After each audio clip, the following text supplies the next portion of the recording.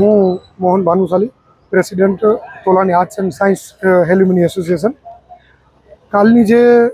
Principal ઉપર હુમલાની જે ઘટના બની છે તેને આ એસોસિએશન ખૂબ જ સખત શબ્દોમાં વખોડી કાઢે છે. આ જે બનાવ બન્યો છે એ બહુ ગંભીર ઘટના કહેવાય, કારણ કે જ્યાં વિદ્યાર્થીઓ અભ્યાસ લે છે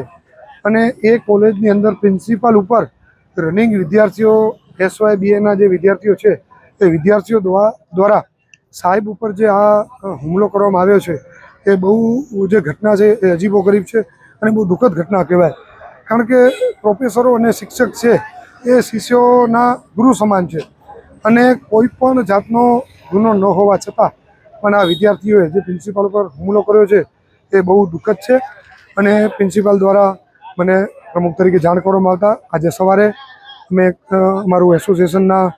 કારોબારી કમિટીના સભ્યો સાથે હું કોલેજમાં પ્રિન્સિપાલ સાહેબ જોડે વાત કરી અને પ્રિન્સિપાલ સાહેબે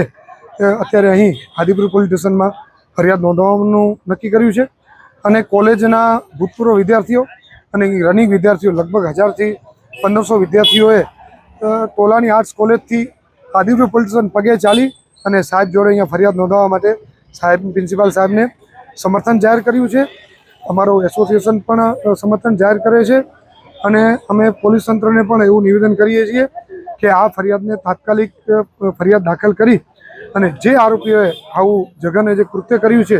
તો તેના ઉપર કડકમાં કડક કાર્યવાહી કરવામાં આવે એવું અમારી એસોસિએશન વતીથી આદિપુર પોલીસ સ્ટેશનને રજૂઆત કરીએ છીએ.